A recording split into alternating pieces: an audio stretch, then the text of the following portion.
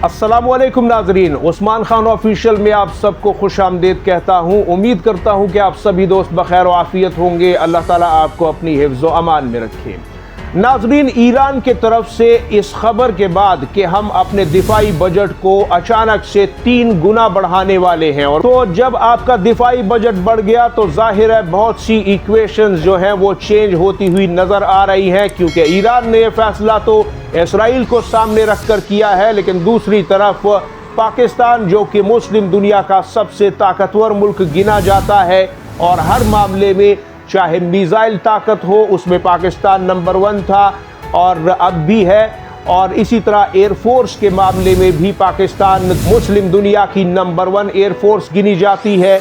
इसी तरह पाकिस्तान की ज़मीनी फ़ौज जो है वो भी मुस्लिम दुनिया की सबसे बड़ी और नंबर 1 फौज गिनी जाती है, यानी उसका रैंक मुस्लिम दुनिया में नंबर 1 है। जबकि समंदरी फौज के मामले में पाकिस्तान जो है वो दुनिया में 6ठे नंबर पर आता है और ईरान 5वें नंबर पर आता है, क्योंकि इंडोनेशिया के पास मुस्लिम दुनिया की सबसे बड़ी समंदरी फौज है और पूरी दुनिया की 6ठी बड़ी समंदरी फौज इंडोनेशिया है।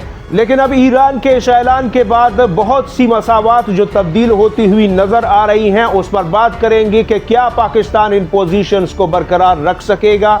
क्या ये मुमकिन है कि ईरान पाकिस्तान को नंबर 1 की पोजीशन पर रिप्लेस कर दे और उसे नंबर 1 के दर्जे से माजूल करके नंबर 2 पर ले आए, क्योंकि वो इसराइल का सामना करने के लिए ये सब कुछ कर रहा है। खैर, हम इस हवाले से कुछ आदाद शुमार आपसे शेयर करेंगे, क्योंकि हवा में तो रैंकिंग नहीं दी जा सकती। पाकिस्तान और ईरान के आदाद शुमार को आप मुलाहिजा फरमाइए और फैसला कीजिए कि क्या ऐसा मुमकिन है या फिर नहीं है।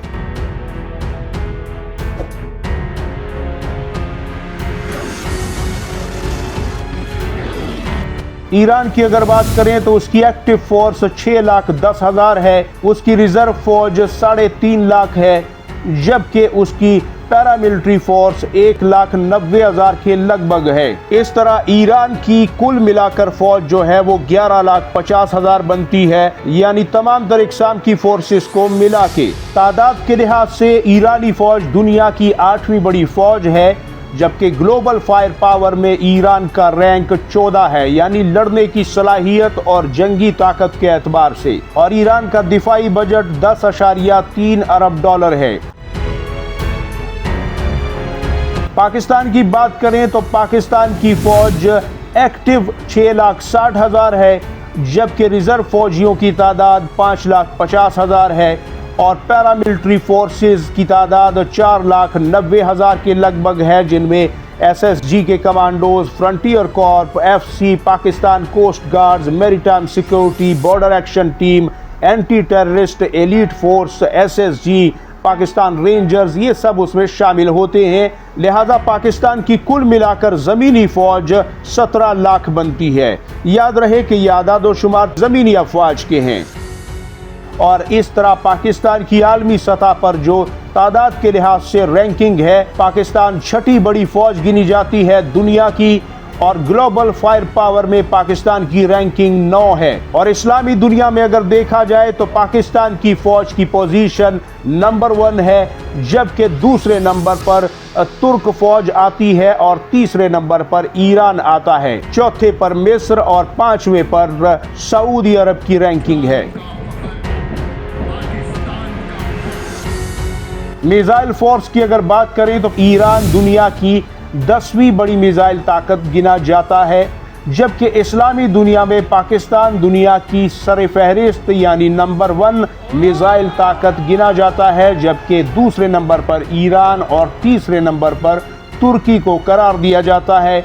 अब चलते हैं नाजरीन एयरफोर्सेस का मवाजना करने के लिए। एयरफोर्सेस की अगर बात करें, ईरान के पास 40,000 के करीब नफूस पर मुश्तमिल एक एयरफोर्स मौजूद है, जिसके पास 620 लड़ाका तैयारे हैं, और इन लड़ाका तैयारों में ज़्यादातर 4th जनरेशन के लगभग लड़ाका तैयारे रखने वाले, यानी F-14 टॉमकैट, Su-24 और MiG-29 तैयारे मौजूद हैं।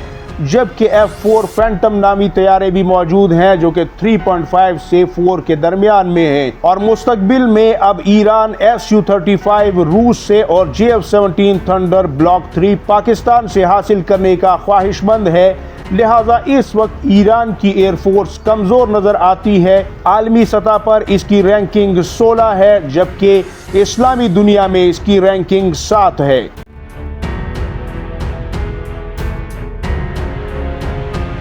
अब अगर पाकिस्तान की बात करें तो पाकिस्तान एयरफोर्स में एक्टिव एहलकारों की तादाद 70,000 है, जबकि रिजर्व एहलकारों की तादाद 10,000 है। पाकिस्तान के पास कुल मिलाकर 1603 लड़ाका तैयारे और दीगर जहाज मौजूद हैं। लड़ाका तैयारों में जो जहाज पाकिस्तान के पास इस वक्त सर्विस में है उसमें F7 है जो कि 3.5 जनरेशन का जहाज है, मेराज 3, मेराज 5 जो कि 3.5 से 4th जनरेशन के दरमियान में गिने जाते हैं, J-10C जो कि 4.5th जनरेशन लड़ाका तैयारा है, और JF-17 थंडर पाकिस्तान का अपना बनाया हुआ 4.5th जनरेशन लड़ाका तैयारा है। इसके अलावा F-16 जिसमें 4th जनरेशन और 4+ जनरेशन के लड़ाका तैयारे हैं, जबकि मुस्तकबिल करीब में J-31 और कान लड़ाका तैयारे, ये दोनों 5th जनरेशन तैयारे आपको पाकिस्तान एयरफोर्स में नज़र आएंगे। और पाकिस्तान की आलमी रैंकिंग 8 बताई जाती है, जबकि इस्लामी दुनिया में पाकिस्तान नंबर 1 पोजीशन पर है।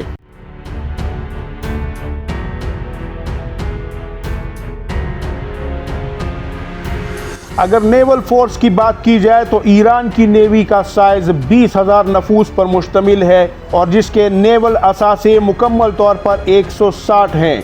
आलमी रैंकिंग 19 गिनी जाती है और इस्लामी दुनिया में ईरान जो है 5वीं पोजीशन पर आता है।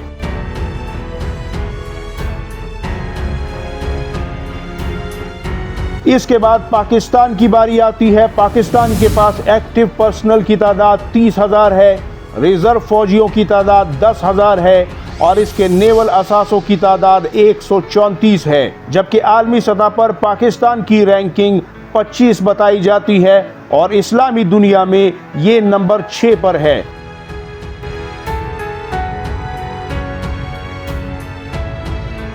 यहाँ पे नाजरीन शायद आपके जहन में कुछ सवाल पैदा हो। मिसाल के तौर पर आप ये पूछें कि हाइपरसोनिक मिसाइल है ईरान के पास, तो वो मुस्लिम दुनिया में दूसरे नंबर पर कैसे आ गया?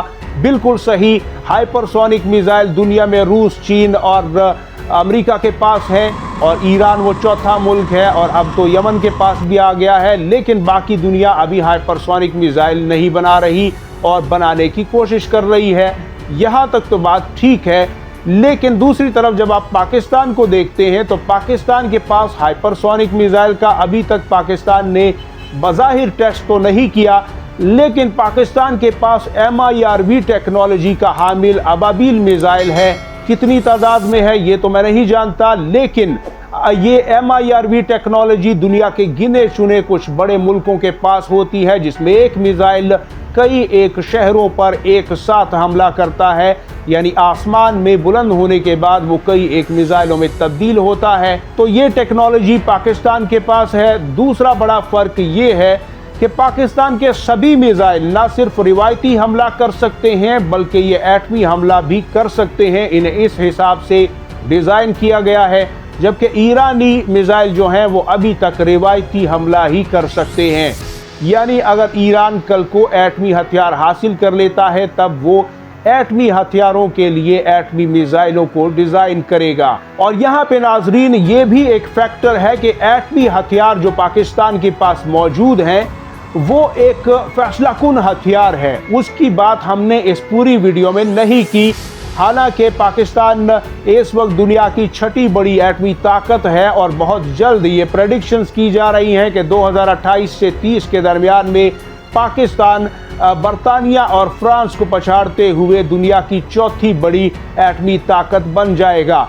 लेकिन हमने यहाँ पर सिर्फ रिवायती हथियारों का मवाजना किया है, रिवायती जंग को सामने रखते हुए। लेकिन एटमी हथियार फैसलाकुन हथियार होते हैं जो कि इसराइल के पास 80 है, पाकिस्तान के पास 173 से 190 के दरमियान, और इसके अलावा अब आगे चलकर 255 हैं। फ्रांस के पास और 300 के लगभग है बरतानिया के पास। अब इसमें एक फैक्टर ये भी बताया जाता है कि पाकिस्तान का जो डिफेंस बजट है 8 अरब डॉलर, ये दरअसल एक एलानिया डिफेंस बजट है, जबकि इसके अलावा भी पाकिस्तान चूंकि चीन और सऊदी अरब और तुर्की का एक अहम तरीन शराकतदार है, गहराई में इनके स्ट्रेटेजिक पार्टनरशिप देखी जाती है, तो इसलिए पाकिस्तान को जो भी चाहिए आसानी से वो हासिल कर लेता है। डिफेंस बजट की प्रॉब्लम पाकिस्तान को नहीं होती। अगर ऐसा होता तो आज पाकिस्तान भारत से 14 साल पहले ही स्टेल्थ 5th जनरेशन जो लड़ाका तैयारे हैं J-31 या कान, उन्हें हासिल नहीं कर रहा होता। यानी भारत अभी 14 साल बाद पहला तैयारा हासिल करेगा, जबकि पाकिस्तान के पायलट J-31 को इस वक्त उड़ा रहे हैं। और दुनिया के उन गिने चुने मुल्कों में, जिनमें अमेरिका, जिनमें रूस, जिनमें चीन, अब चौथा मुल्क पाकिस्तान ऐसा बनने जा रहा है कि जिसके पास एक ही वक्त में दो स्टेल्थ लड़ाका तैयारे होंगे, 2 किस्मों के होंगे। इस्राइल, इंडिया और बाकी ममालिक अगर उनके पास है तो एक ही किस्म के हैं, वरना तो अभी उन्होंने हासिल ही नहीं किए, जैसे कि इंडिया अभी हासिल करेगा। तो यहाँ पे नाजरीन आपको ये भी देखना होगा कि क्या पाकिस्तान को ईरान रिप्लेस कर सकता है, क्योंकि अगर पाकिस्तान का बजट 8 अरब डॉलर है और उसमें वो 17 लाख फौज को रखे हुए है, उनकी ज़रूरतें और हथियार पूरे कर रहा है, दूसरी तरफ ईरान का बजट 32 अरब डॉलर पे पहुंच जाएगा और उस लिहाज से वो सिर्फ 11.5 लाख फौज को ही अपने हथियार और सारे साजो सामान जो है वो पूरे करेगा। दूसरी तरफ एक बड़ा फ़र्क ये भी नज़र आएगा कि चूंकि पाकिस्तान या तुर्की में जो फ़ौज है और जो ईरान के अंदर ईरानी फ़ौज कहलाती है, इनकी तनख्वाहों और इनकी मुराद में भी बहुत बड़ा फ़र्क है। ईरानी फ़ौज की तनख्वाहें और मुराद पाकिस्तानी और तुर्क फ़ौजियों के मुकाबले में बहुत कम है, सऊदी फ़ौजियों के मुकाबले में भी बहुत कम है।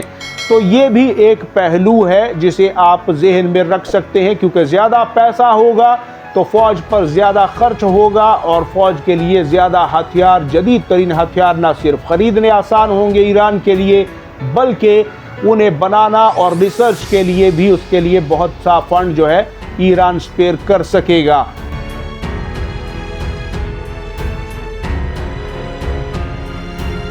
दूसरा अहम तरीन फैक्टर ये है कि अगर पाकिस्तान की इकॉनमी अच्छी हो जाती है, जैसा कि 2022 में पाकिस्तान का बजट 11 अरब डॉलर नज़र आ रहा था, क्योंकि उस वक्त डॉलर की कीमत कुछ और थी। अब पाकिस्तान में डॉलर चूँकि महंगा है, इसलिए पाकिस्तान का बजट 8 अरब डॉलर नज़र आ रहा है। अगर पाकिस्तान 100 से 150 के दरमियान में डॉलर को ले आता है तो पाकिस्तान का दिफाई बजट भी 25 से 30 अरब डॉलर के दरमियान में आ जाएगा। लिहाजा अब आप फैसला कीजिए और कमेंट सेक्शन में अपनी राय दीजिए, आपको क्या लगता है, क्या पाकिस्तान को ईरान रिप्लेस कर देगा? क्या पाकिस्तान की नंबर 1 की पोजीशन को ईरान माजूल करके खुद नंबर 1 की पोजीशन पर विराजमान हो जाएगा? अगरचे वो ये सब कुछ इसराइल के लिए कर रहा है, लेकिन पाकिस्तान इस नंबर 1 की गद्दी से क्या आपको उतरता हुआ या इस पर विराजमान और बैठा हुआ ही नज़र आ रहा है? आप अपनी राय कमेंट सेक्शन में ज़रूर दीजिएगा। अपना और गिरदो नवा के लोगों का सबका ढेर सारा ख्याल रखिएगा। अल्लाह हाफिज़।